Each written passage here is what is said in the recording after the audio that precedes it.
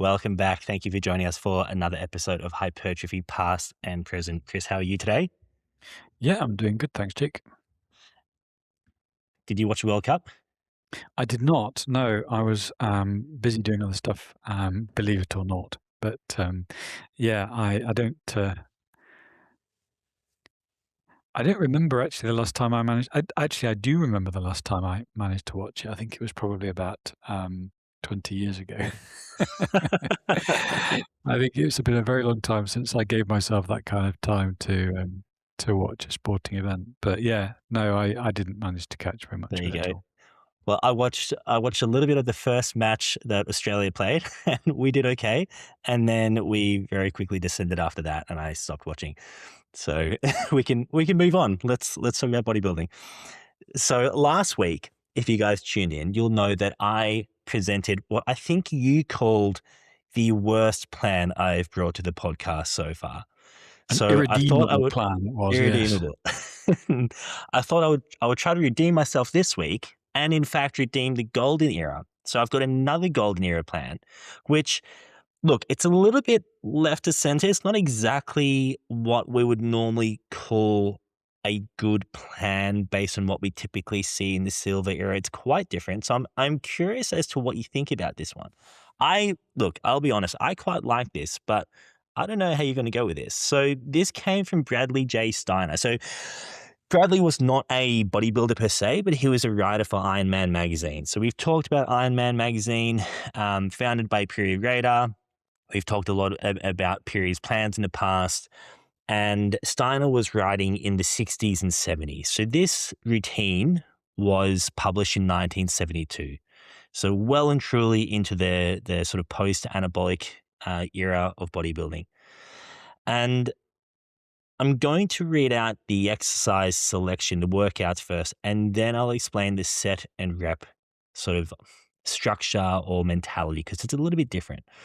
So it was 2 workouts, so AB, and it was a 5-day routine. And the way that this was structured is one of the workouts was done 3 times per week and the other workout was done 2 times per week. And you didn't alternate that like across weeks. It was always one workout 3 times and the other workout was done twice. And obviously you would alternate them within the week. You're not going to do the same workout back to back, obviously.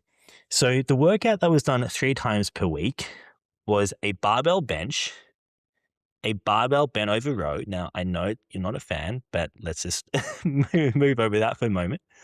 A barbell stiff leg deadlift, a barbell squat, and then an ab exercise. He let you select whatever ab exercise you wanted. So that was workout 1. And then workout 2, done on alternate days, twice per week, was just a barbell behind the neck shoulder press and a barbell curl.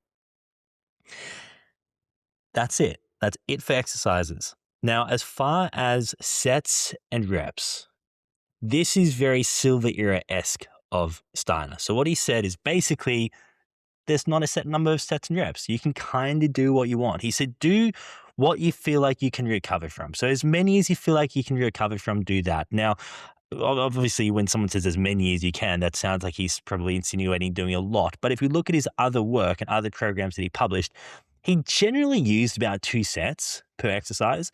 There were times he would do more powerlifting type plans and he might go up to 5 sets, but this is usually with like singles and doubles and triples, right?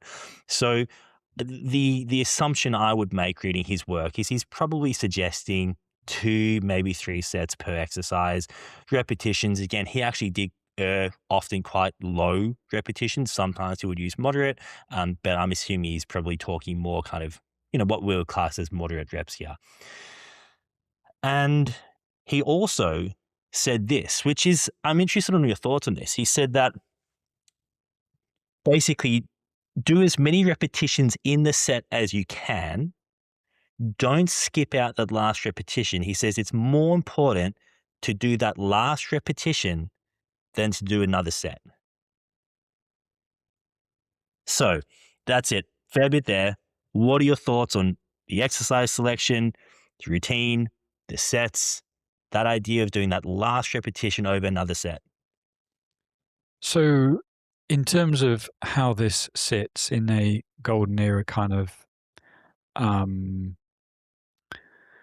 how it sits in comparison with other golden era plans, obviously it looks contrarian.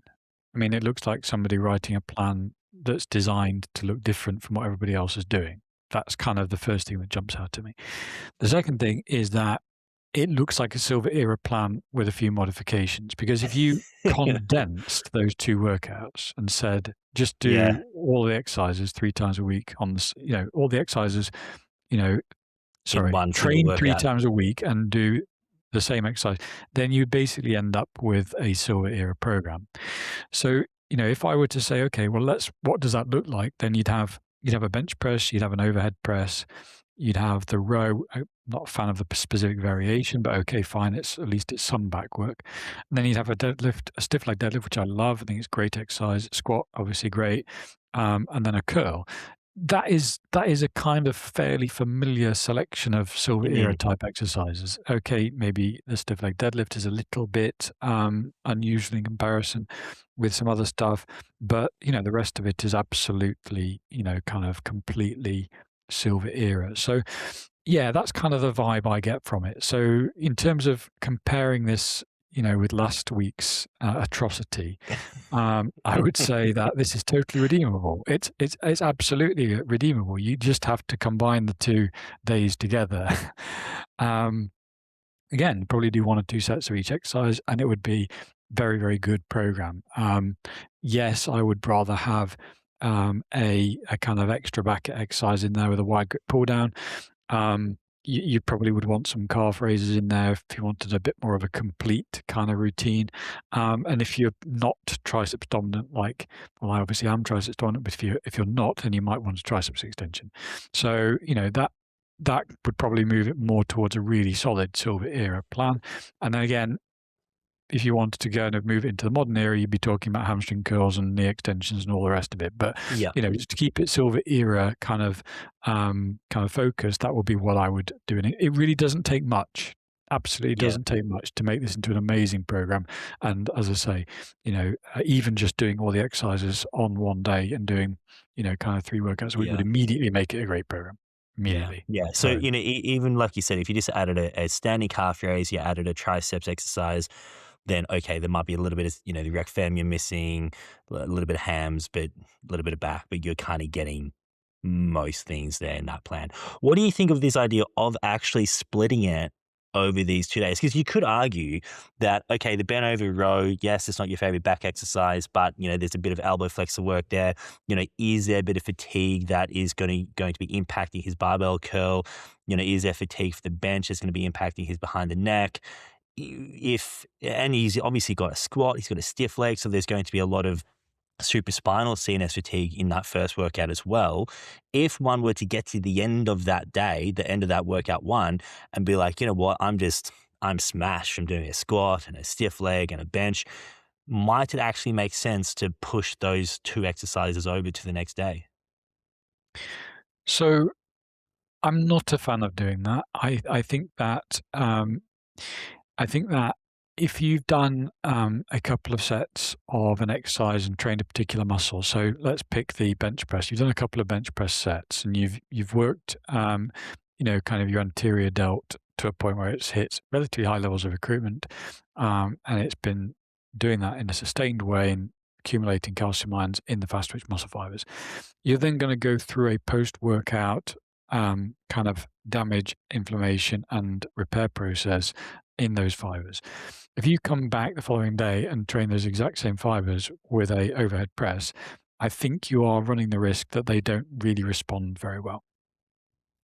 Now, that could be because of supraspinal CNS fatigue, which would affect all muscles. It could be because of calcium-related fatigue mechanisms, which would affect Mm, just those muscle fibers, reducing the tension.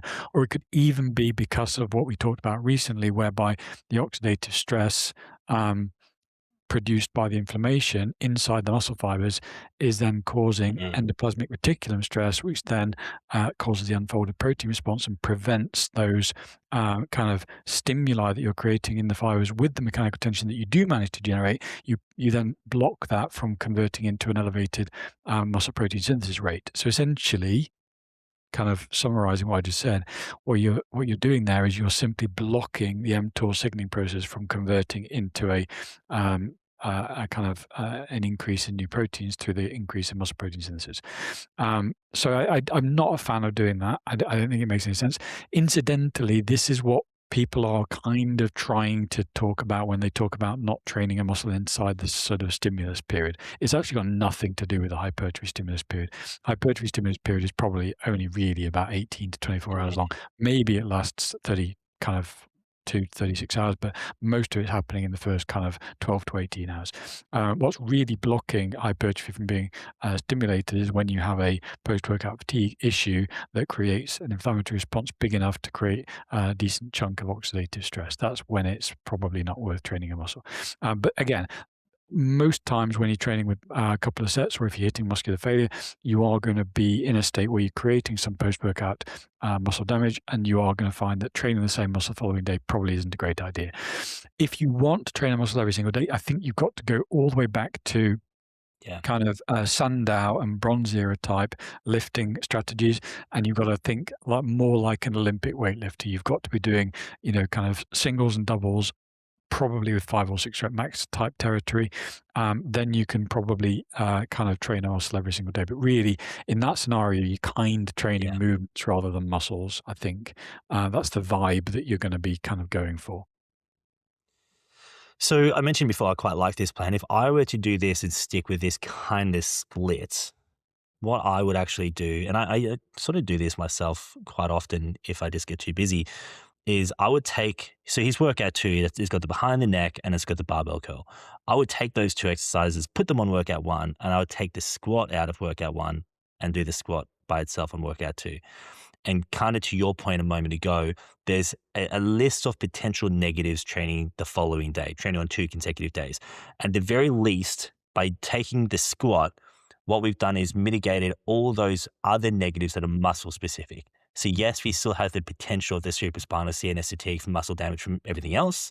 We can't do much about that, but at least we can take the variables that are pertaining to that particular muscle, which he's running into that issue by having the behind the neck when he's had the bench a day before. Exactly. Yeah. So you're taking your kind of most cardiovascularly demanding exercise out of your workout and putting it on a different day. So you're basically kind of doing what one of our most kind of cited episodes, the Clancy Ross episode, I think it's our 3rd episode, when we talked about splitting a full body workout out into below 6 times a week. Basically, that's kind of what you're doing. You're kind of debating whether including your squat in your kind of 3-day-a-week program is having a sufficiently negative effect on you either. So like, just kind of classify this. Are you doing it at the end, or are you doing it at the beginning? If you're doing it at the beginning, then everything else in your workout then suffers because of cardiovascular sensations creating supraspinal CNST. If you're doing it at the end, you're, depending on how your psychology works, you may be kind of just thinking about that exercise the whole time you're doing anything else. So either way, it's probably going to have some kind of negative effect. But yeah, I mean, some people probably could just do the whole of the rest of the workout and then nail the squat at the end, and everything would be fine. And I think that's probably the best outcome. But no, I can see why you would do that. And yeah, it gets around the problem that I was describing, because you're not doing any other exercises that train those muscles. So Largely for me, it's a time factor as well. Like for my squats, I do prefer to do lower repetitions. So we'll do some additional sets. And, by the time I've kind of loaded the bar and everything else, I'll be adding another 20 minutes, 25 minutes just to get my squat work done. So yeah, it's, I guess, more convenience thing than actually the physiology and the stimulus kind of perspective.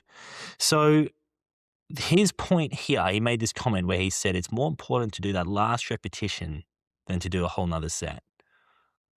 What do you make of that? Obviously, physiologically speaking, in stimulus, I guess if we look at our last episode, actually, we talked about how to make a second set more stimulating or less stimulating. And okay, obviously, you could argue that there's a way to get more stimulus out of doing a second set than just doing one set. Clearly, but I would assume he's maybe not believing that in fact that one repetition is more stimulating in total than a whole nother set. I mean, maybe he did believe that, I'm not sure. But is there any merit to taking that first set and getting as much out of that first set as one can than doing a whole nother set? Like, what do you think about this idea? Well, I think you're right that we pretty much nailed the math of this last time. I mean, like if you just start with the Schoenfeld dose response meta-analysis, then essentially second set is 40% of your first set. So if you're getting 5 stimulating reps in your first set, then your second set is giving you 2.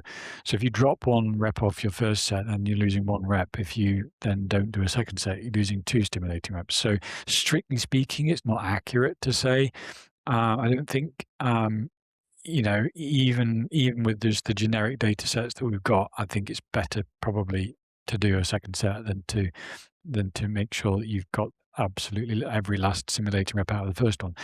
I think that's the kind of the bare bones math version of it. But Mm, I suspect what he's really getting at is, try not to leave anything in the tank on your first set, because ultimately that's getting at this point I keep making again and again and again, which is that if you're accustomed to doing multiple sets and you've mm, got your numbers for multiple sets, it's well worth just taking 1 week of your life and just doing single sets for everything and seeing how many more reps you get.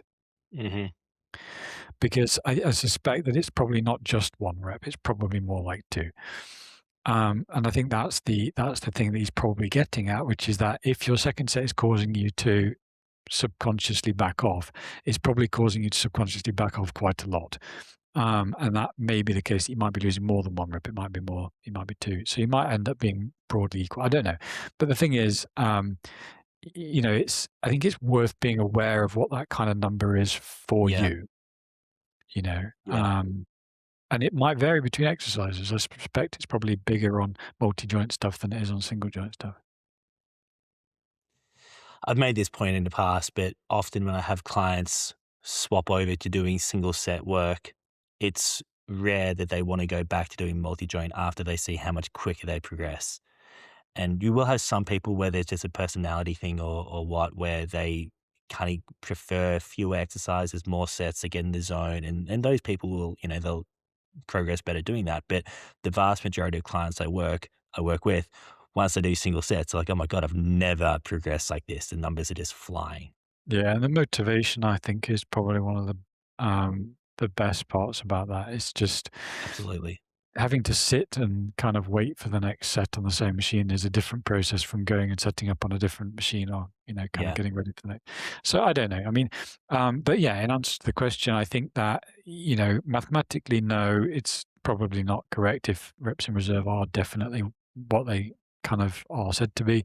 But I think it's what he's getting at is more the Yeah. psychological thing of if that second set is causing you to hold back a lot on that first set, then don't do that. Just do single sets. Okay. So you would choose to consolidate these workouts into one Yeah, workout I think so. and I think it couple of would make a exercises. pretty nice silver era plan. I think it would look good. Yeah, definitely a Yeah. big change from last week's absolute nonsense. Any other final remarks on Steiner's plan before we move on? No, no, it's good. It's nice to occasionally see a golden era program that's not completely horrible. The disappointing thing for me when we look at golden era plans that aren't horrible is more often than not, they will market them as beginner plans. And then their advanced plans are just, off the wall stuff like we saw last week. And it's, obviously it's turned into this marketing sort of showy showmanship kind of thing.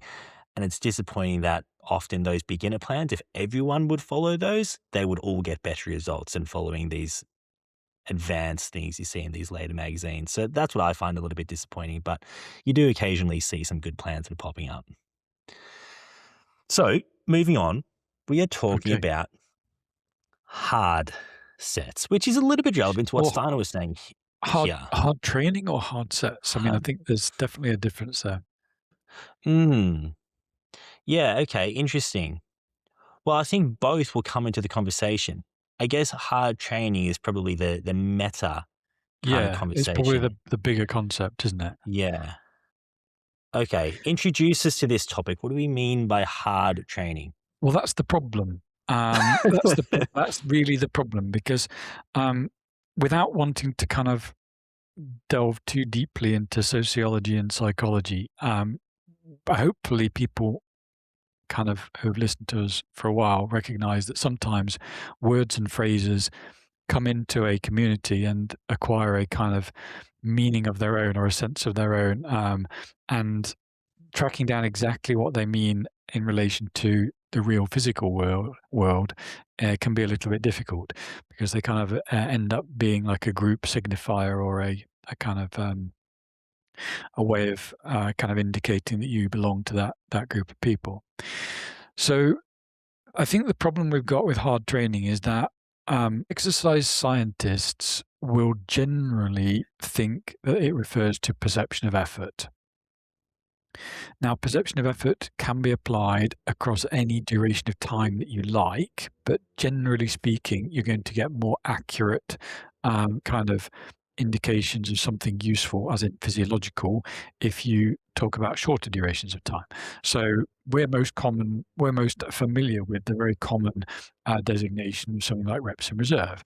So if I say to you, train with 1, 2, 3, 4, 5 reps in reserve, then you'll experience different perceptions of effort according to where you kind of stop the set. I'm talking about normal bodybuilding training for the moment. So if I say train to failure, then hopefully, if you're kind of accustomed to that exercise, and you've got no other kind of stuff going on in your life that that stops you from giving a maximum effort, then you go in and that would be a pretty high sensation of effort in that point when you reach muscular failure. If I said to you, leave 2 or 3 reps in reserve, then obviously very different experience. So similarly, you can kind of talk about session rating of perceived exertion, which is like, what did the entire session kind of feel like as a whole? So that can kind of then combine individual sets with just kind of the total volume. So if I say do a single set to failure, then you'll give me a session rating of perceived exertion that would be probably relatively moderate, even though you'd hit max effort on that single set. If I give you 20 sets to do, you'll give me a very different response. So it's kind of like there's a difference between doing kind of 1 set with that high exertion versus 20 sets with a high exertion. So, but the problem is that, generally speaking, the longer the duration of time that you measure these things over, the less accurate they be, because people just forget what it was like 10 minutes ago, 20 minutes ago, or whatever. So, but you get a very, very reliable effort perception when you kind of do a single set and you ask the person immediately afterwards, or you have another way of doing it like reps in reserve. So ultimately, the exercise scientist is going to straight away be like, okay, when we talk about hard training, we're describing perception of effort. It's going to be rated in RPE, and it's either going to be an RPE for the set, or it's going to be a session RPE for the entire kind of period of time that we've been exercising. It's going to be one of those two things. The average person in the fitness industry is going to have if they have a bit of a sort of exercise science interest or background, they will probably lean towards the session RPE idea. So they wouldn't even go down the route of thinking about the single set. It just wouldn't enter their kind of ideas of it being a thing. So if I said to them, oh, is he training hard? Their brain will go, okay, I need to ask the question, do they look like they're, achieving high levels of RPE for a long period of time? That would be the kind of way that they would phrase it. And that's basically session RPE that they're asking.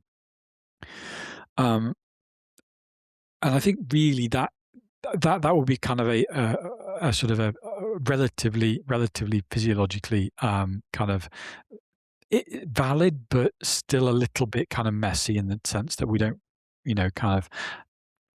Well, I'll get on to exactly why it's messy in a minute, but I just want to kind of finish describing the landscape of what we can see. So we've got like an exercise scientist who would start out saying, well, are we talking about single sets, single moments in time, or are we talking about larger durations of time? So straight away they would be thinking about, is it a sort of an RPE for a single moment, or is it a session RPE? Generally speaking, the scientifically inclined or somewhat knowledgeable fitness industry participant would probably not even go through that process. They would probably jump straight to session RPE. Whereas the non kind of scientific part of the fitness industry, I think they would probably have a pretty hard job of defining exactly what they meant. I think they would have an image or a feeling of what it is. They would think about training to failure. They would think about lots of sets, but they wouldn't be able to give you a kind of sort of definition of what it was, but they wouldn't relate it they wouldn't relate it to RPE in the way that an exercise scientist or someone who's kind of had exposure to exercise science would do. But I think they would kind of be thinking about effort, and they would probably relate that to muscular failure proximity and to volume, but they probably wouldn't be able to kind of combine that into some useful kind of metric the way that exercise scientists do. So I think that's the landscape that we're dealing with here, is this kind Mm. of three kind of groups of people. You've got the exercise scientists, you've got the people who have some kind of basic understanding of it, but they're not actually exercise scientists. And then you kind of got the people who just got no exposure to exercise science at all. And the three definitions are somewhat kind of compatible, but they're not perfectly compatible. And I think that's one of the reasons why we run into difficulties when having conversations about this stuff, because you've got people from all three groups having the same conversation and not necessarily knowing that the other groups of people are going to have different definitions from them. Mm. Yeah, from the perspective, I guess, of someone who just sees a lot of what other coaches are doing, what I tend to see is that you do have those two large groups. So you got people who come largely out of like the powerlifting world, and those coaches tend to take this and apply it then to the bodybuilding world and use RPE on a per lift or per set basis. Mhm. And then you've got like classic, a lot of online programming, apps and software that coaches will use with their clients. And that software often will use like a session RPE Sure. and get the Yep. participant to rate their Exactly. session. Yep. Yep. And obviously, we've also got the issue of the sort of messiness of using RPE, and a lot of the time people are actually interpreting that as reps in reserve. And so I'm sure you've seen that scale where people will say, well, RPE of 10 equals 0 reps in reserve, RPE of 9 equals 1 rep in reserve. And I think that colloquially now RPE has become that. It's become a measure of reps in reserve.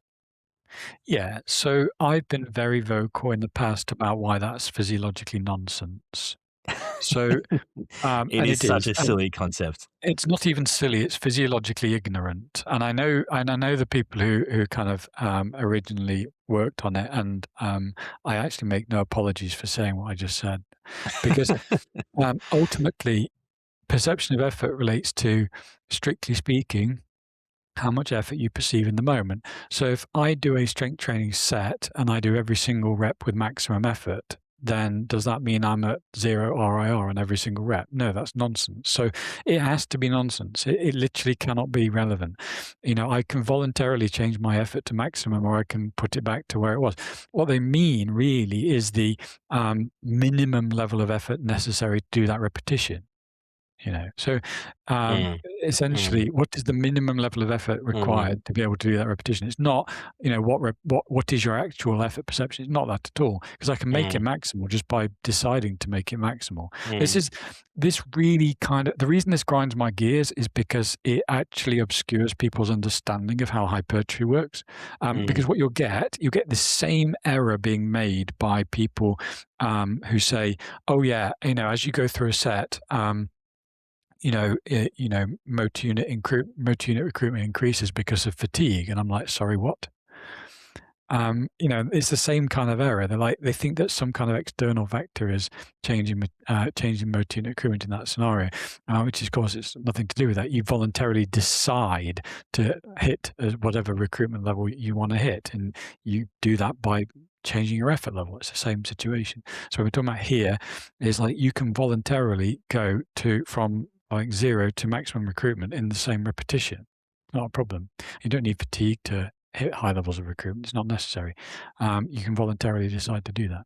So ultimately, it really doesn't work. But if you said, what's the minimum level of effort that I would need to achieve this kind of repetition, then now you can do that. Now you can say that the RPE level at that minimum is equivalent to a certain reps in reserve. Absolutely, you can do that, but you can't do it the way it's written. So even if you were to do that and say, okay, what's the minimum required here? If you were to do a set of 1 rep in reserve on a single arm biceps curl compared to 1 rep in reserve on a set of 20 barbell back squat, theoretically you're saying both would then have the same RPE, or only if we're equating it to reps in reserve? Okay, so the psychobiological model of fatigue says that you reach task failure in any exercise task because you've just hit the maximum level of effort that you are prepared to tolerate. Okay, maximum tolerable perception of effort. Mm-hmm. Now, when you do that in a relatively unfatigued state, then the only things that are going to contribute to your perception of effort are going to be the corollary discharge from the um, kind of central motor command that you're generating to produce motor unit accruement. And that's going to have a particular flavor to it. If I'm going to use that word to try and get people thinking about the way I'm kind of describing this, Mm. that central motor command corollary discharge is going to have a particular flavor to it. And it's going to make your effort perception feel a particular way. And but it's still going to hit 100% effort that you're prepared to tolerate. Mm. Otherwise, you would be able to go higher, and then it would be higher. If I start doing a high number of repetitions of, say, a back squat or a higher number of repetitions of like a biceps curl, what's going to happen is that the flavor of that effort perception is going to change. And it's now going to start to include cardiovascular sensations. Mm. Now, I may have, Mm. a particular distaste for cardiovascular sensations, which is less of a distaste than I have for central motor command. And that's going to alter how I feel about those particular things. I may not be able to tolerate as much cardiovascular discomfort as I can, say, central motor command discomfort. But fundamentally, it doesn't really matter because it's all subjective. And the same thing with burning sensations in the muscle. You may have a particular kind of distaste for one or the other. But fundamentally, they're all going to get you to that maximum tolerable perception of effort. How they get you there is going to feel different. And so therefore, yes, if I do a 20 rep max back squat, if I do a 30 rep max biceps curl, yes, when I actually hit task failure, I have reached maximum tolerable perception of effort. End of conversation. That is axiomatic. That's how the process works. How I've got there is going to feel different according to the different sensations that I've experienced. So people are going to, because the thing is, normal people, like not me. So normal people, well, in this conversation, not me and not you, but like normal people parse the universe through their own experience. Okay. So when they feel different things, they think that different things are happening. So if you get a normal person to do, and I'm not being pejorative when I say normal person, I'm actually being like a real normal person, like a human being. Not like an obsessive kind of exercise science person. I mean, like a normal person doing a set of like 3 rep max or a set of 20 rep max. So like a 3 rep max bench press versus a 20 rep max back squat versus a 35 rep max biceps curl. Like the 3 rep max bench press is just going to be central motor command and nothing else. Mm-hmm. The 20 rep max back squat is just going to be cardiovascular sensations. Yeah. It's just going to be misery. And the 35 rep max biceps curl is just going to be burning your arm off, Yeah. So those three scenarios are going to feel completely different. Like the person doing them is going to parse their understanding of the universe through their sensory experiences. And they're going to go, that was 3 totally different things. And I'm going to be like, technically, no. Technically, from a kind of why you stopped point of view, they're all exactly the same. You just hit the point where you gave up because it hurt too much. So what's happening is people would be confounding perceived effort with perceived discomfort. I wouldn't phrase it like that. I would phrase it better with the flavors idea. It's like there are different flavors making up the kind of total amount of discomfort, different flavors of discomfort. But if I give a client, so like the bench example, I reckon many clients, even when they hit failure, would then rate that as, oh, it was only a 7 RPE. But that's a lack of education. That's because they haven't been actually walked through the process of rating how RPE works. So I personally, in the context of sort of general pop, I don't know that RPE, like I don't see the utility in RPE. I don't know why that's even being used. Okay, there is utility in RPE in situations where you haven't got reps in reserve instead. Reps in reserve is an amazing concept. RPE tagging onto reps in reserve to use RPE instead of reps in reserve is garbage. It really is. RPE in other situations is quite useful where you can't like where you're doing something like for a particular like 10-minute period of time or a 5-minute period of time. If I sit on the concept or even an isometric. Yeah, or if I sit on the Concept 2 rower and do some, kind of relatively high intensity rowing, I need a Sure. way to gauge where I'm at. Now, Yep. technically, You can't use uh, reps from reserve when you're w doing. Yeah. actually, what you can do is just look at your split times and add a second or add a 2-second or add a 3-second or add a 4-second or add a 5-second, and very quickly you can get something that looks incredibly like a reps in reserve situation. But that's a Mhm. separate concept. Mhm. That's kind of for people who've actually done some kind of Concept 2 rowing. But, um in the scenario where you haven't got that, like on a bike or you're kind of running or whatever, you need a way. But again, with running, you could literally take your kind of, if you said, I'm going to go out for a 30-minute run, or you're going to go out for a 5K run or whatever, and you could say, well, I'm going to run at my marathon pace plus a certain number of kind of seconds or minutes per mile or kilometer, whatever it is that you're doing. And you could just kind of give yourself a sort of extra bit of time, and it brings down the pace, and now you can complete that run, to lower level of intensity. And that's kind of being more granular about the effort perceptions. But you can still ask the same question. You can go, is that kind of a 5, 6, 7, 8, 9, or 10? But yeah, they become more useful as you know less about your sport, I think. So in the context of resistance training on a set by set basis, RPE, You don't need it because you just use our art reps in reserve. You literally just do not need it. It was a completely superfluous addition to a very, very cool system. I yeah. love reps in reserve. Nailing RPE on top of it doesn't do anything because technically you can manipulate RPE within a rep if you want to, which is my biggest physiological complaint. But that's because it obscures people's understanding of how motor unit accrual works. I feel vindicated. I got into some very heated discussions about this very topic a few years ago, and there was a large group of people who were very attached to RPE in the context of hypertrophy training. So this is a nice Well, conversation for effort me. is important. We know that, effort is related to, recruitment. So if you do want to hit, high levels of hypertrophy stimulus, you are gonna need to be working at high levels of RPE, but RIR does that for you. It doesn't need any of the other stuff My nailing argument on. was we should be using RIR instead. We should, absolutely. It's a So no-brainer. you did mention that some people are using RPE in the context of the entire session. Is there Right. any utility to that? So before I answer that question, let me do the physiological bit because that's, I Mm, think, where it becomes clear what the stakes are. yeah. Because so far, people are probably, if anybody's kind of got this far, because I'm talking about something that's not like, kind of, which exercises you should do to grow your biceps. Therefore, people have probably stopped listening by this point. But, if people are listening at this point, then, Depends how clickbaity a title you give this. yeah, I I don't know. listened. I'm not going to do that, but I listened to a video. I'll tell you who it was later, and they literally said that they give the most clickbaity, controversial video title, and this is a big account. Everyone knows this person, and they said, I don't care if it feels dishonest. What's more important is that people watch my content because my content is so good. I've heard a So few people say that, to be honest. I think that's probably come from some marketing guru, and it's kind of trickled down into various yeah, different very, industries. very possibly.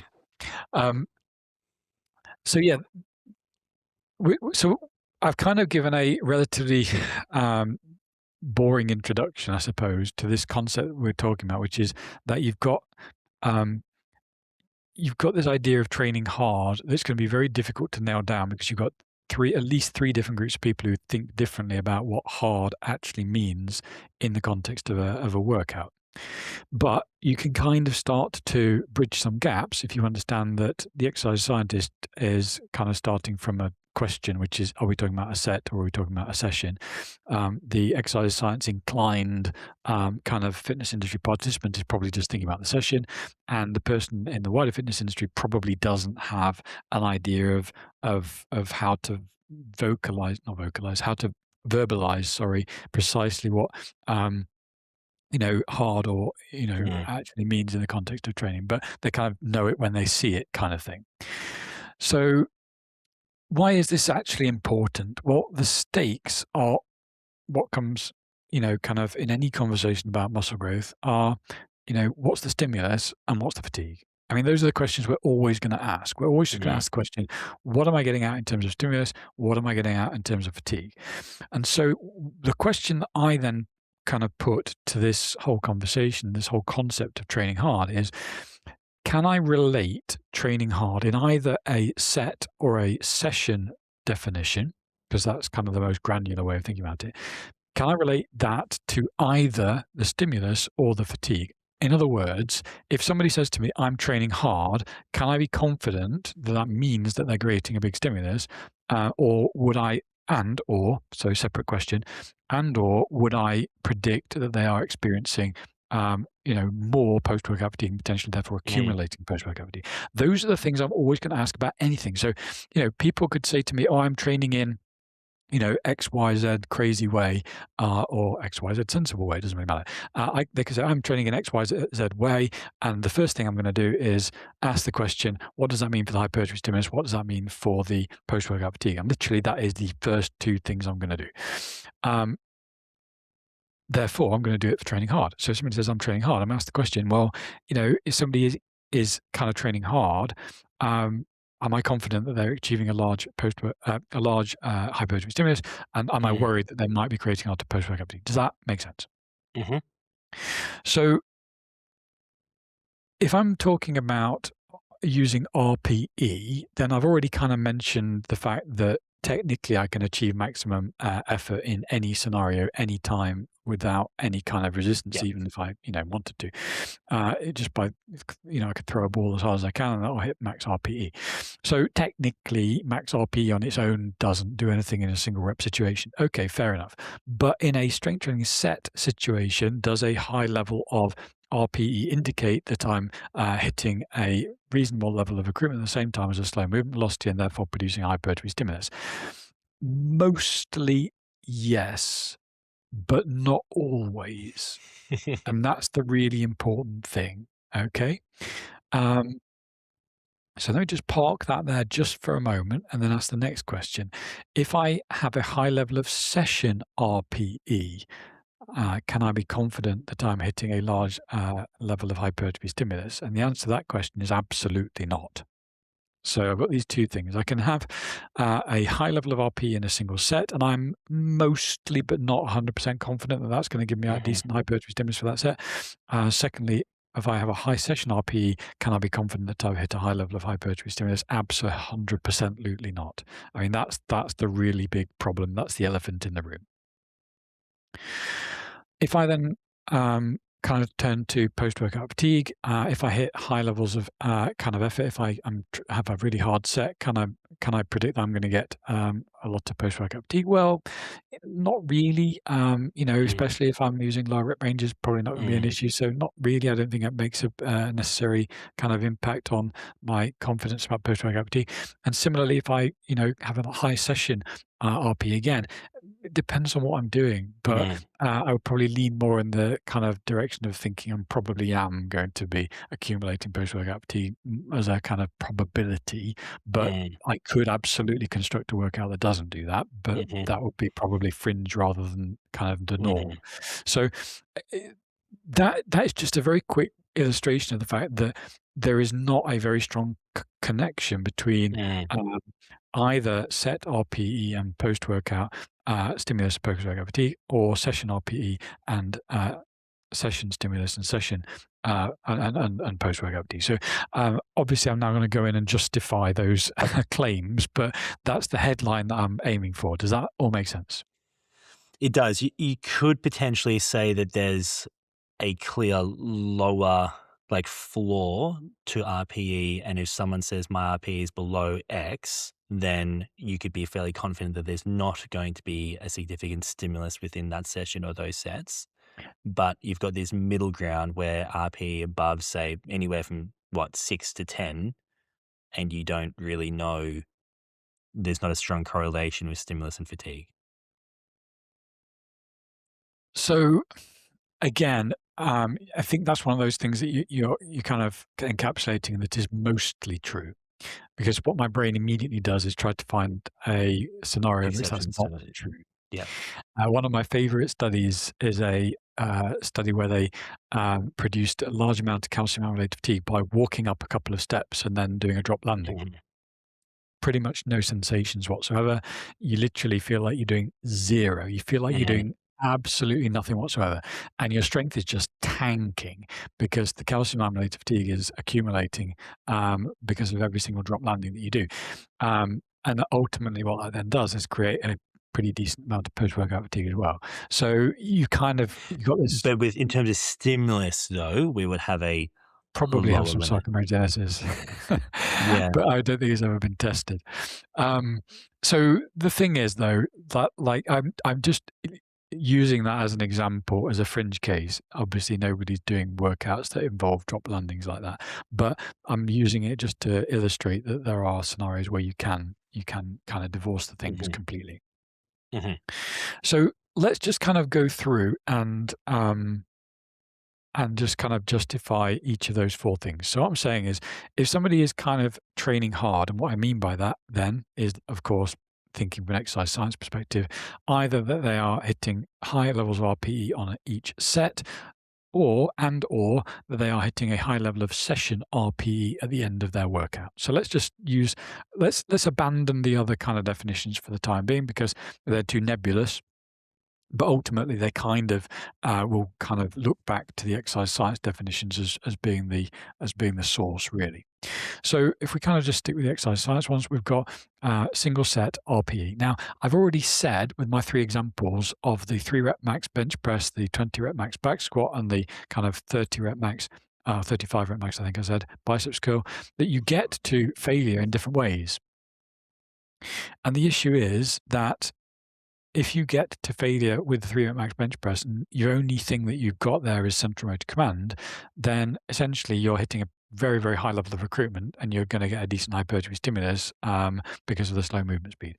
When you get to the 20 rep max back squat, and you've got a lot of cardiovascular sensations, you're probably not anywhere close to the same level of recruitment because of all that cardiovascular sensation you're getting. It's one of the reasons why multi-joint exercises are always going to have lower levels of recruitment than single joint ones, simply because you've got way more cardiovascular sensations in the multi-joint. Same thing actually plays into the kind of single limb versus kind of two limb situations with the bilateral force deficit, although you don't see that in isometric scenarios, but you will see it in dynamic strength training sets to failure.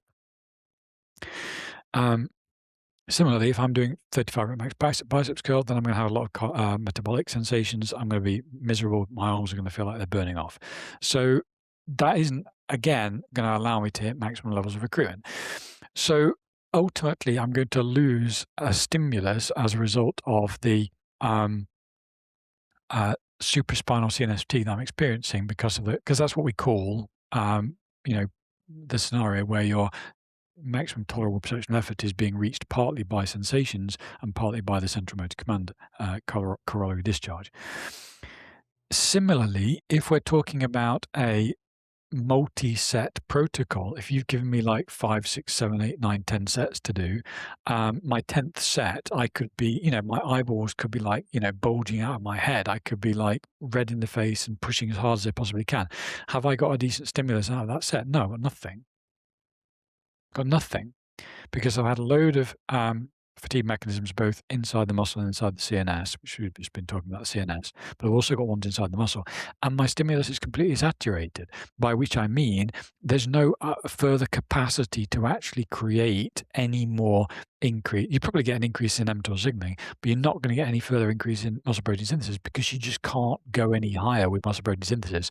And in the post-workout period, you've hit your maximum level of what you're able to actually do. So again, like training hard in set terms, depending on what that set is like in terms of rep ranges or what have you, and where that set is in the sequence of multi-sets that I'm doing, I could actually get no stimulus from it despite the fact that I'm working really, really hard. Yeah. I wonder, I'm trying to think of, because you made a comment that the general gym goer is probably not thinking about it in any of these terms, any of the terms we've discussed so far. I think if you walked them through, like step by step, they would start out relating stuff very much to their sensory experiences. Yeah. And I think what you would end up with if you coach them without being too kind of aggressive about it, but just trying to get them to refine precisely what it is they were saying, I think they would get back to, well, I feel like I'm pushing myself as hard as I can. I think Yeah. that's probably where they would get to. Um, and I think that would then end up being, well, do you mean in a single set or do you mean in the whole session? And they would probably be kind of like, well, maybe both. Yeah, and I think that they would think that it has something to do with stimulus, right? I don't This is the think. point that I'm making. This is exactly the argument I'm trying to address. This is what I'm trying to unpick.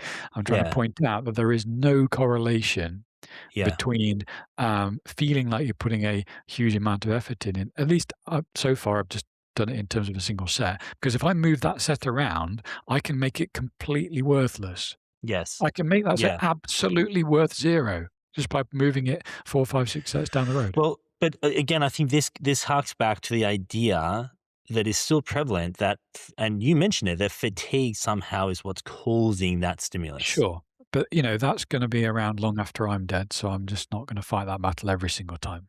But for as long as Gen Pop or just the average gym goer, I think is sort of conflating those two things, I think RPE is not going to be a helpful metric because they're going to, I would imagine, look at RPE as basically the combination of those two things. Like Well, they're the good to look for session RPE, aren't they? I mean, that's really where it goes, and that's, I think, why pushing people, if you're looking for levers to pull that will change, general public perception of how strength training works, then really probably the single most valuable lever to pull is to switch them from session RPE to single set RPE.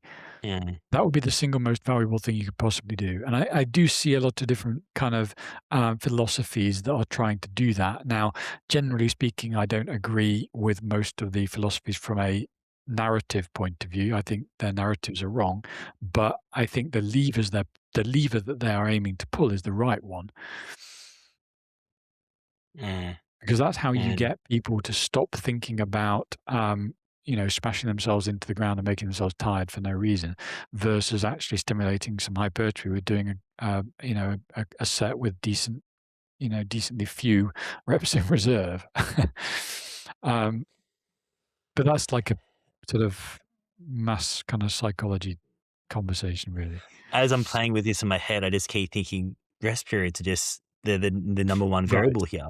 Right, rest periods are the problem. So, so yeah, basically, I've made the argument that fundamentally, if I kind of do a strength training set in a bad way by doing really high rep range, putting it in the wrong part of the workout, as you said, if I have short rest periods in between my previous sets and make it even worse, I can make the stimulus from that set pretty worthless. So, but if I govern it properly, then I can get a decent stimulus, and that's the point I'm making. The point I'm making is that um, hitting a high level of effort is necessary, but not sufficient Mm, for that set to be stimulating. mm, It's necessary, but not sufficient. I have to know other stuff as well. I have to know, did I create a ton of fatigue beforehand? I have to know, am I doing something silly during the set that's going to make it, less fun? I mean, like, let me give a really, really solid example, which I think is probably, more something that I would talk about on high performance physiology rather than here. But if I ask someone to do a strength training set to failure with dumbbells, a dumbbell bench press on a BOSU ball, then yeah, that's going to feel really, really tough. Is it going to actually get them any hypertrophy? Probably not, because they're going to be so far away from actual high levels of motor unit accruement, because mm, the sensation of wobbling around is going to chew up or sorry, not the sensation of wobbling around, the sensation of their brain dealing with the fact that they're wobbling mm, around, the controlling them, not letting them fall over sideways, is going to chew up so much of their effort perception that they're going to hit maximum tolerable perception of effort with a gigantic contribution from the brain coordinating that situation. And therefore, they're not going to get any stimulating reps at all. That could be done in a completely unfatigued state with actually relatively low rep, like a 10 rep max, kind of in a multi joint sort of upper body. So it's not like cardiovascularly demanding, but it would be useless. It would absolutely do nothing. And I think that's a really, really cool example of actually something that you do see in general population situations. You do see people Mm, doing bench presses with dumbbells mm, unboostable, and you're like, that's going to do absolutely nothing for you. And it's mm. literally just because you're conflating effort perception with motor unit recruitment in a way that's just not valid. I'm finding this hard to redeem RPE. It But seems this is a the bit point I'm making. hopeless. It's necessary but not Yeah. sufficient. It's like the thing that you pointed out at the beginning, where you said, "Okay, so I think the way you were going from, you were trying to find like I need a minimum RPE in order for something, and that's kind of the Mm, way to think. It's like you've got to see RPE as necessary but not sufficient. You have to. mm. You can't achieve hypertrophy without high RPE in a set. It can't be done. Can't be done. I But mean, in so many of these cases, you could easily push up RPE and at the expense of stimulus. And that's exactly what tends to happen in the wider fitness industry. It gets done by adding instability. It gets done by adding cardiovascular sensations. It gets Yeah, done by adding kind of burning sensations in the muscle. It gets done by other stuff that's not central motor command, and that's the problem. And that's why high effort is necessary but not sufficient. You have to make sure that the high effort is coming only from or as much as possible from the central motor command and not from other rubbish like a coordination demand or kind of cardiovascular sensation. I mean, like, um, the reality is the reality is you can even get effort perceptions coming from, kind of scrolling your smartphone before you do a set. I mean, yeah, like, this yeah, stuff will just add up and, like, if you had a hard day at work, all that stuff will go in as well. So you can start to chisel away quite yeah. quickly at your levels of recruitment despite hitting your maximum tolerable perception of effort. And that's why what I say is, like, hitting a level of effort that's really high is necessary, but it isn't actually enough to guarantee that your Yeah. set is actually stimulating, and that's the problem. Yeah. I mean, I think people are using RPE. I mean, they're not. People aren't really thinking about this, but if you were to think about it, you would think, well, RPE is in some way a proxy of activation. Well, it And can be, it it absolutely can can be, but it's be if you also don't muddied by all these other things that are if going you into effort that are then if you taking away from control activation.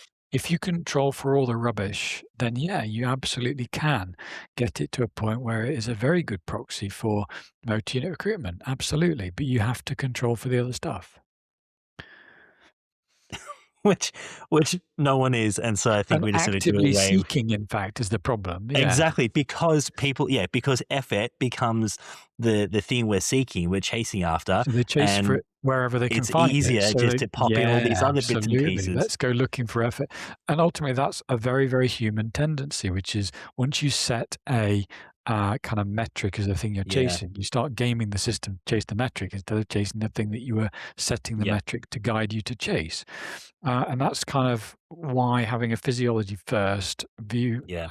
point works because it immediately pulls the curtain back, immediately pulls the curtain back and reveals that, you're chasing rabbits instead of doing what you're supposed to be doing. Okay, so what do you make of this? So one of the most common sort of narratives you'll hear in the fitness space will be, well, if you're not progressing, you're not building muscle, it's because you're not training hard enough. What do we do with that statement? So again, what I would say there is that it's the more nebulous end of the definition, but realistically, what it's going to come back to is the exercise science definitions of it. So it's either going to be they're arguing that you're not hitting close enough to failure on your strength training sets, or that you're not doing enough work in a session. So again, it's either going to be set RPE or it's going to be session RPE. That's really all it can be. It's just that they're creating a nebulous kind of But feel good is that even a idea. helpful question or helpful sort of statement to posit to someone? Like, for me, I'm Well, thinking, well, if we said that to a general gym goer and said, "Oh, you're not progressing because you're not training hard enough," what do we think they're going to do with that information? wait a minute, wait a minute, wait a minute, wait a minute. So far I've explained how I think that set RPE is divorced from the stimulus, and we've gone through all of that in detail. Session RPE suffers from exactly the same problem because it's constructed from a series of sets, except now you can accumulate the fatigue across the entire workout, and you can trash the back end of your workout by doing silly stuff at the beginning. So the more kind of I mean, tired you session get. RPE basically just feels like a proxy for supraspinal CNS fatigue. So You could make that case. You could make that case. I think that's a very, very, very jaded way of looking at it, but you could make that case, yeah. So, ultimately and actually that makes my next point very, very easily for me, which is that, um, a lot of people could go through a silver era workout, um, and actually not feel like they've trained very hard. They could do single sets of, 8. I'm not talking about a silver era workout that's kind of competition, kind of level. I'm Sure. just talking about, sort of 8, 9, 10 exercises, single sets, 3 times a week, 3, 4 minutes rest between sets. Maybe not, as they would say, training on the nerve, so leaving a rep in reserve. And they could actually do that, and it would feel more like, kind of, um, recreation rather than Mm. than this kind of like, Punishment. sweaty eyes poking out the front of your head kind of mentality. I mean, I think, um, you know, session RPE has got all the problems that set RPE has got, except it's got a whole bunch more because it's accumulating, as you say, creating a ton of supraspinal CNS fatigue as you Mm. go through the workout. So you can very, very easily make people feel very, very tired and, kind of like they've worked hard, and you could have been nowhere near any stimulating reps at the back end of that workout because of Mm. the supraspinal CNT you created. If somebody's actually breathing hard going from one exercise to the next, then there's chances of them creating any stimulating reps are probably pretty low. So ultimately, I think what we've got there is some pretty kind of big justifications for divorcing the idea of simply saying, training hard is guaranteeing a high stimulus. It's absolutely not. Mhm. You can absolutely, and in fact, as we've been saying, a lot of the way that training tends to be done of seeking those sensations tend to actually further divorce it and make it, actually quite unlikely that training hard is going in that direction. And we know that, as I was just saying, if you construct a silver era type training plan, single sets, maybe 10 exercises 3 times a week or even 2 times a week, not necessarily even training to failure on every single set. That is not gonna feel like training hard to people, and they will make progress on those programs. They will make progress on those programs. I don't care who they are.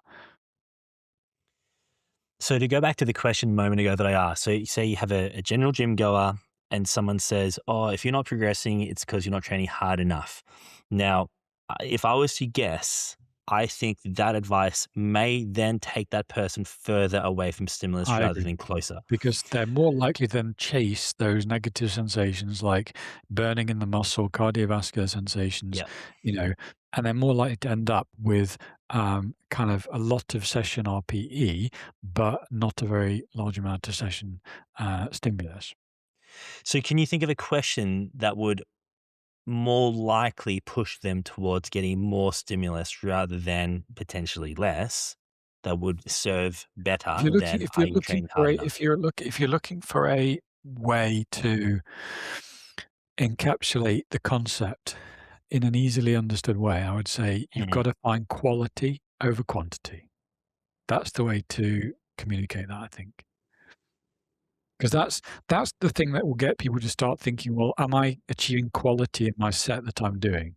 Because if they're approaching the set in like, "Oh, I've just got to Mhm. cram as much in as possible," then they're gonna be drifting in the direction of all those kind of cardiovascular Mhm. sensations and, kind of, basically just ruining the workout for the sake of doing as much as they possibly can.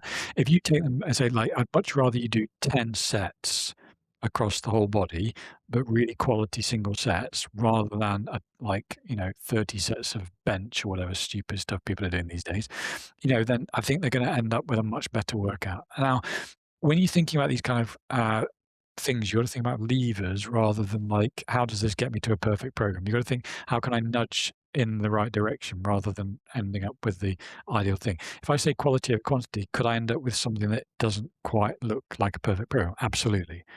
But Mhm. would it move them in the right direction? Yes, I think it would. What do you think it's going to do? What do you think if someone hears that? Because I reckon if someone hears that, they're going to start thinking, okay, I'm going to control my tempo more. I'm going to make sure my technique looks better. I'm probably going to rest longer. So I think some of those things are going to push us into more Abs- stimulus abs- territory. Absolutely. Some of them are not, and some of them are going to lead them into kind of misunderstanding. But that's kind of the Mm. trade-off with very simple nudges. You end up with a Yeah. lot of extraneous nonsense at the same time as pushing in the direction you want to go.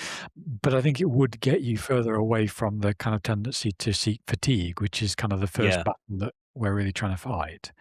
If we lose a bunch of people to the kind of, the form obsessives and the kind of, internal focus crowd, then okay. I mean, there are worse places to end up. Um, Yeah, you know, yeah. but it is still not great, but It's it's just how it works. I'm playing with something and I'm not quite there yet. I'm thinking something along the lines of you want your hard sets to feel easy, and it's not quite there. I But think yeah, I think that's a little bit too mystical. I think but do you see I what think I'm people are getting at there? probably just I think no, I don't. I think Because people if I say to someone, "Those sets you're doing that feel really hard, how do you make them feel easier?" Okay, I rest longer. I focus, and I get myself in a mindset where I'm actually thinking about the lift. Like, I think it's going to get all the surrounding stuff of that lift better. okay, well, how about I just ask them to get stronger? I mean, like progressive overload. I mean, those kind of things will kind of do that as well, you know. I don't know. I mean, like genuinely, this is not really something I spend very much time thinking about. Yeah, I guess the progressive overload point is fairly good. Obviously, progressive overload itself, we've talked about that. And I mean, yeah. I have this sneaking suspicion that the whole kind of you're not training hard enough to get the results you want. I have a horrible suspicion that a lot of it, and I'm sure not all of it, a lot of it is just a smokescreen for trying to give people a reason why they're not getting results that anabolic And steroid users are getting. why the program isn't working very well as well, I think Yeah, is also it yeah. makes you The makes nonsense you program the is fun. problem, not the program. Yeah, I do feel like it's gaslighting. I do feel like Yeah, it's gaslighting. I think it's gaslighting of why their silly program doesn't work for someone who's not using, gear, and I think it's also yeah. trying to give a justification for why people can, kind of hold 3 times as much muscle mass as other people somehow, and it's absolutely not the gear, it's got to be the hard work. And it doesn't mean that there's not people who are, in fact, not applying themselves. I mean, I don't know if you see this, but at the gyms I Sure. go to, often I'll see people sitting on a leg extension machine on their phone, texting while they're doing their set. And Yeah, and that'll I mean, I think, generally speaking, I'm probably at the scary end of the spectrum when people not like I make very much noise, but, like people can, if they walk past, I do get the occasional sort of double take as people notice just how hard I'm working on a particular machine at a particular moment in time. Um, so yeah, I think that's probably fair, but, again, can you this is the point I was making. High effort is necessary to get hypertrophy stimulus, but it's not sufficient to guarantee that you're getting it. It's like if I'm on the leg press, single leg press, and I'm literally pushing as hard as I possibly can to grind out the last repetition, and somebody's looking at me going, "Wow, no, he's working really hard," and then they go over to the lat pull down and think, "Oh, I'm motivated by that old man who's mm, working really, really hard on the leg press. He was clearly going for it. I'm going to kind of really go for it," and they start doing like sort of I don't know 30 rep sets with mm, 30-second mm, rest. They've they've seen the thing that relates to the effort, but they haven't grasped why it works in that context. They've just mm, gone, "Oh, effort. I need to work harder."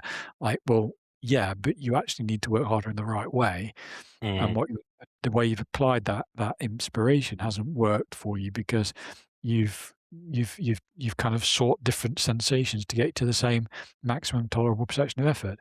I was doing like a 7 rep max set, you know, having, kind of rested for 3 or 4 minutes beforehand. You're doing 3 or 4 sets of 30 rep max lat pull downs or whatever. I mean, it's not mm. the same thing. Yeah.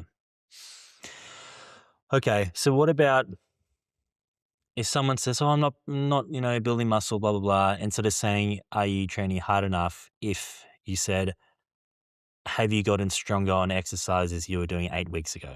Yeah, I mean, I think that's a really, really good. I mean, ultimately, progressive overload is going to sort of sort out most problems like that, I But think. but the downfall of progressive overload is people say, "Well, I'll just choose a new exercise and I'll progress for the next 4 weeks, and I'll progress really quickly, and I'm progressing progressive overloading, and then I'll change to a Yeah, new exercise." which is why you have to say, no, no, no, no. You have to stick with the same exercises the whole time, and then very Yeah. quickly, any excuse just comes unravelled because it's quite clear that no progressive overload is being made.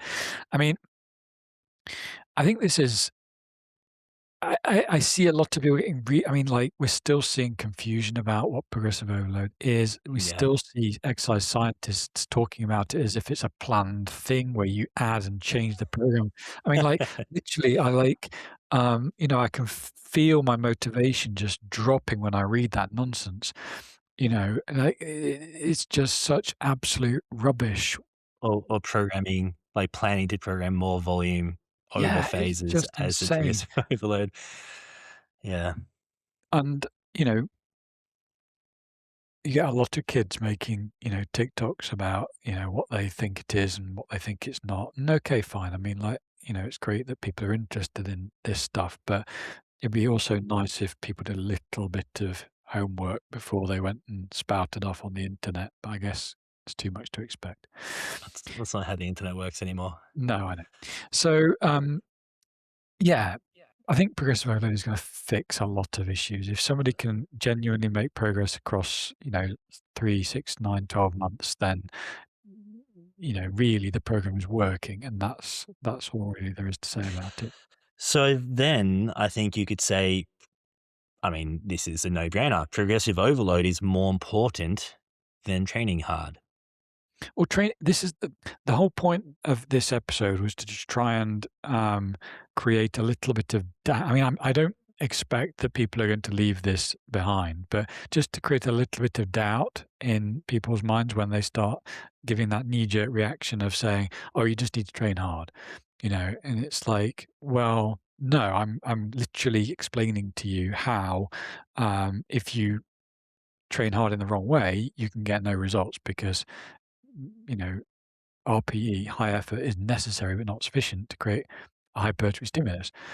Um, it's perfectly I have possible. people have a go at me online sometimes. I've had this multiple times where I will talk about, say, like a cluster method, or I'll talk about, something where you might be doing multiple sets with a 5 rep max with a couple of reps in reserve. And they'll say that that's a stupid technique because you're not training hard enough. And In which case, they're referring to set RPE. yeah, yeah. But obviously, training hard in that perspective, or that the way they're viewing that, would then actually cause less stimulus over that set series, because that first Yeah, I set mean, you of could you training could hard. gather a bunch of clusters, which added up to a higher amount of stimulating reps than they're, kind of set to failure, or they're multiple sets to failure if they're doing kind of short rest periods or whatever. I mean, that's the whole Precisely. point that, I've been trying to get at, which is that you can construct a workout that has relatively high stimulus and relatively low, um, kind of sort of session RPE if you kind of or even actually set RPE if you kind of do clusters and do say 2 or 3 reps with a 5 rep max or a 6 rep max or Mm, something. You can mm, actually keep your set RPE relatively kind of sort of conservative, and the session RPE will be very conservative, and mm. you could get better hypertrophy stimulus than somebody who's, kind of training, flat out. Exactly. Because So someone's listening to this and they're thinking, "Oh, but I've heard everyone talking about training hard, and I started to believe I it's wasn't training hard enough, gaslighting. and It's now gaslighting. they're like, I don't know if I'm training hard enough or not, because now you guys are making me think that I don't It's need to not a train that big hard." deal. It's like, don't think about it. Think about progressive overload. Just construct a sensible program or join, one of the groups. And we would literally got a hypertrophy past and present training group you can join. I mean, just join that and see how to program properly. Mm. And, You know what? Actually, this makes me think back. I remember years ago, I fell into this exact problem of thinking, and I'm sure someone told me this, and I was like, "Man, I'm just not training hard enough." And that was never my problem, because probably I would because you were comparing yourself with people who are using gear. probably, but I think like I'd heard it from some educator or someone that I whatever believed, and I would like for years I would take every set to failure, right? Like I was like, nah, if it's not done to failure, there's no point doing it. And then I heard I wasn't training hard enough, and so now I'm doing things like extended sets, or forced repetitions or negatives, whatever. And I swear, like I can remember this like year long period where I just didn't progress at all. And I thought it's because I'm not training hard enough still, and then I'll try to train even harder. And it's like, for me, certainly it took me in the exact opposite direction of achieving more stimulus, which I guess has been the point of this whole podcast. But it just makes me think this is just not a term we should be using. It's not helpful. It doesn't mean what anyone thinks that it's actually meaning, unless we're talking, sports science and they have a clear definition of what they're using it to measure or to But again, inform. in sports science, it refers to the subjective perception of effort, which can be caused by a number of inputs. You can have input from the central motor command, which is what we're looking for, the motor unit recruitment. You can have input from cardiovascular sensations, which is not what we're Mhm. looking for. You can have input from, the exercise being too difficult to coordinate and you wobbling around all over the place. All of those things are not what we want, but they don't discriminate. They all just add up and create an effort perception. Yeah. So Yeah. if you literally just say, well, no, you need to train harder on the set or even on the session is just like a worse version of the set, really. It's like a more nebulous, more difficult thing that can be affected by more variables. So if I say that you can't do it on the set, you can absolutely not do it on the session. So we say, well, okay, you can't really guarantee that the effort perception is giving you the hypertrophy stimulus. When I'm constructing a training program or you're constructing a training program and everything is set up to work perfectly, then yeah, at this point, training with a high level of effort is going to get you a high level of recruitment because Mhm. because the workout is constructed to facilitate that. Mhm. But Mhm. that's because the program's been put together correctly. And that's why what you can't do is just listen to some, kind of sort of influencer who actually has no understanding of how strength training really works. And they just go on and just train hard and you'll be fine. No, you can't do that. Your program has to work first.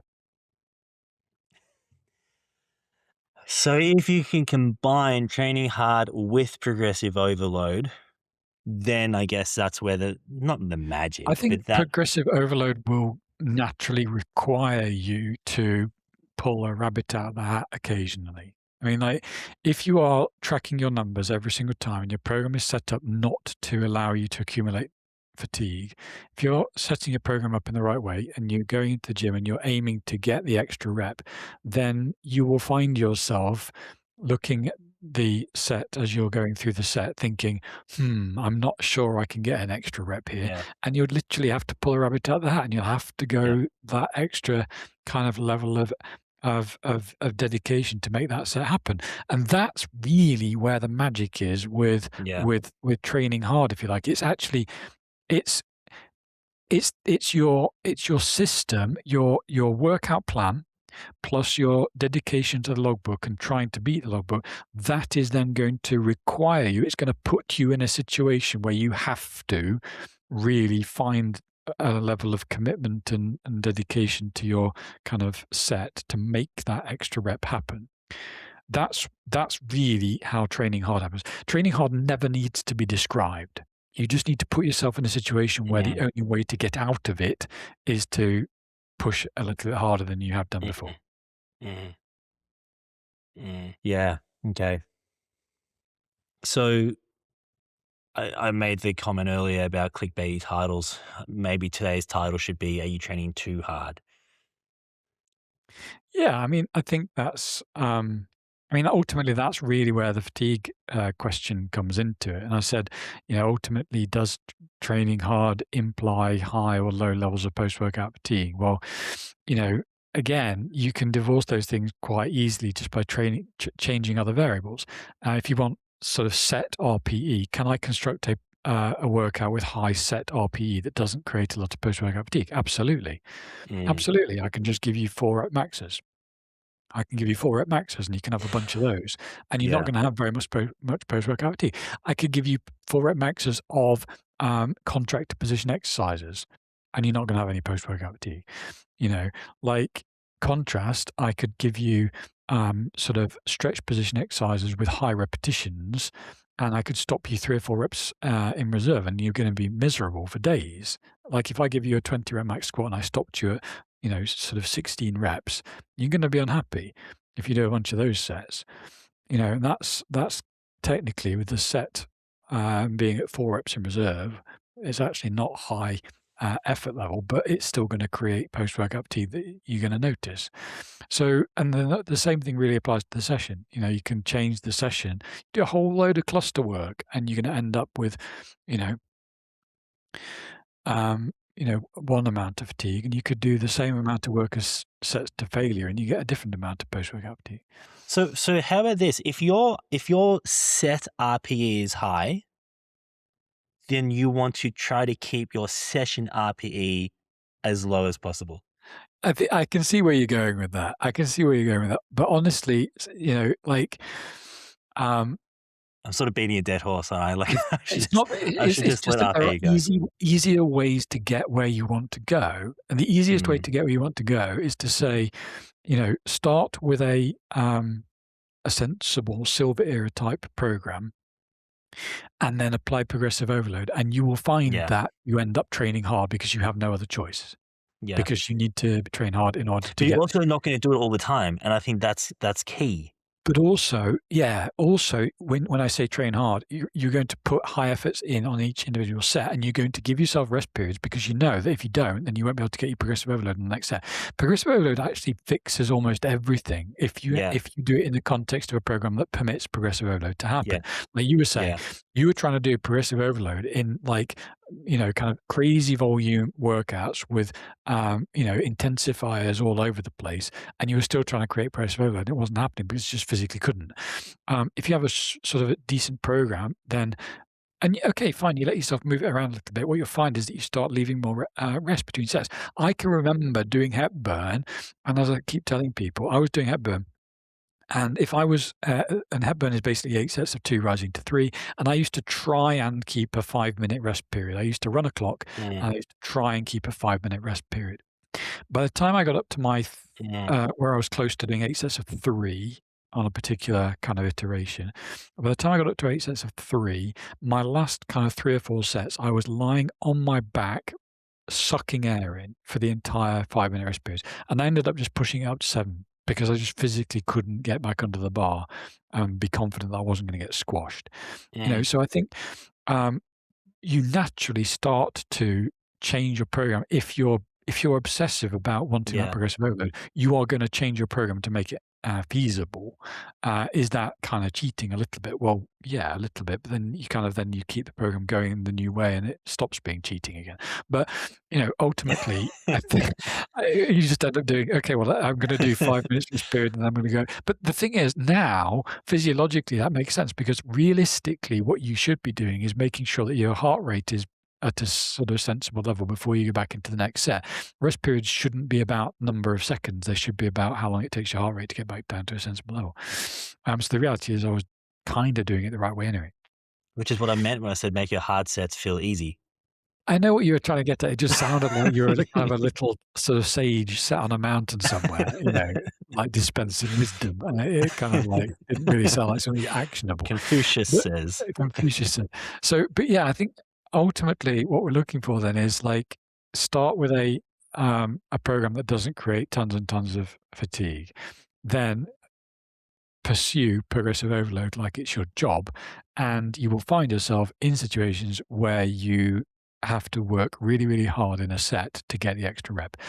That basically creates the scenario we're looking for without all of the performative nonsense that goes on about, telling other people that you're training hard to, kind of gaslight them into thinking that A, their program works, and B, that the gains that somebody else has got are not because of steroids. I mean, that's really what's going on, I think. Have we done an episode on plateauing? Like if you're not progressively overloading, what to troubleshoot? Um, I don't know. I don't write the titles of your episodes, so I don't know what to look for. I don't think we have. Perhaps that could be an interesting episode. This is for the listener. This is a bone of contention between Jake and I because when I get to label the high performance physiology episodes, and I label them with really short titles that make it easy for me to search. So if I want to find an episode, I can find it in 3 seconds. I just have to scroll down the list, and the word jumps out at me. If I want to find anything on hypertrophy past and and present, I have to spend like 20 minutes listening to the first 5 minutes of each episode, which drives me up the And I'll wall. have you know that I'm also being very mindful of your desires when I name these episodes. I'm not just naming them what I would So otherwise. actually, what you're telling me is it could be even worse. It would be much worse. This is definitely a compromise, so count yourself blessed. Oh my word. Okay, I think that could be a good topic perhaps, because ultimately I think where this is going to lead someone is they'll say, well, okay, I get it. It's not just about training hard, it's about progressively overloading. But what if I'm not? What do I do then? And obviously the part of the answer is, well, look at all these other variables we've talked about, and there's 62 episodes that'll help you get there. But perhaps we should do an episode on troubleshooting. Well, if you're not progressively overloading, why might that be? And what can you do to Yeah, I bust think that we could do plateau? that. I think we could do that. And even if we have done it before, we can probably do it better justice at this particular point now. Okay. We didn't even, we kind of covered hard sets. I guess that was within the RPE of a set compared to a session. It's basically the problem of so like as I said, if you were to do um I mean, first things first, hard in that context absolutely refers to reps in reserve. So if somebody's just saying hard set, what they're really saying is I'm being vague about the precise number of a precise number of reps in reserve that that's what That literally all is, they're that saying. is basically what it means, isn't it? That is Yeah. why one of the reasons it makes me quite angry when people use it in a technical context. So if you see an exercise scientist or a wannabe exercise scientist saying something like, oh, it's just a hard set, you don't need to get technical about it. Well, like, you're just being vague. Just give me a reps in reserve, like, kind of bracket. If you want to be broad about it, give me a broad boundary. Say like, oh, it's between 1 and 4 reps in reserve, or 2 and Yeah. 3, or just give me the specifics.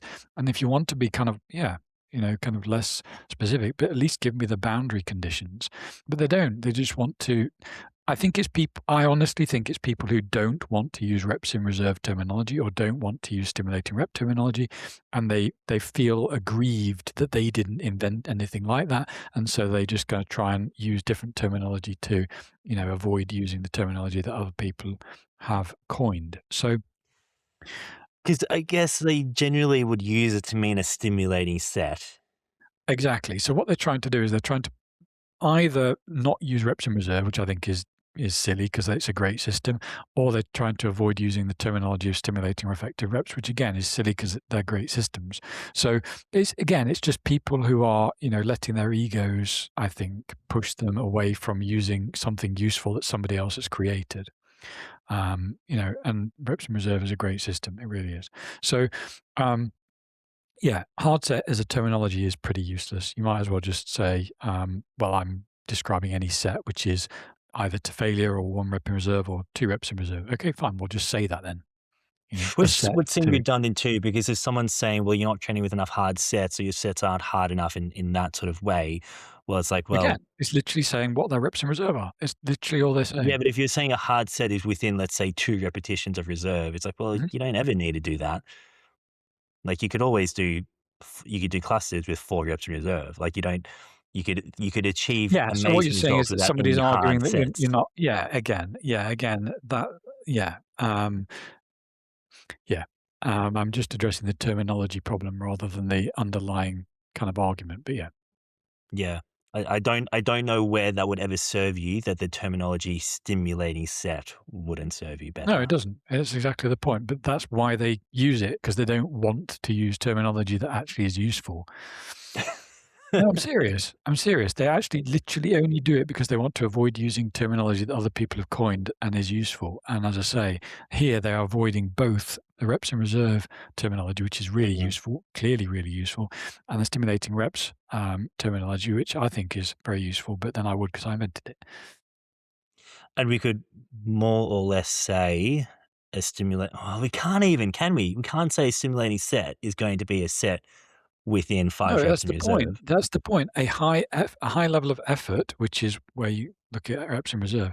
That's why both reps in reserve and stimulating reps are useful, because one is not equal to the other. This, Yeah. Yeah. incidentally, this is one of the biggest myths that persist around the system that I've Yes. invented. People go, "Oh, you're the guy who just thinks that the last 5 reps of every set are stimulating." I'm Every like, "No, I set. don't. You've No, you misunderstood fundamentally everything think the I've ever opposite of written. that. I Like actually think the exact opposite of that. You know, a stimulating rep is one that has high recruitment and high mechanical tension on the working muscle fibers. It's a physiological concept. If you can break the link, like I've literally spent most of today saying, you can break the link between effort and recruitment with a number of different like fatigue mechanisms or coordination demands or whatever.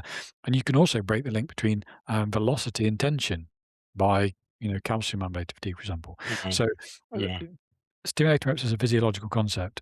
Does it kind of tend to be the last 5 reps of moderate or heavy load strength training sets with sensible rest period? Yes, it tends to be, but that's kind of as far as it can go practically.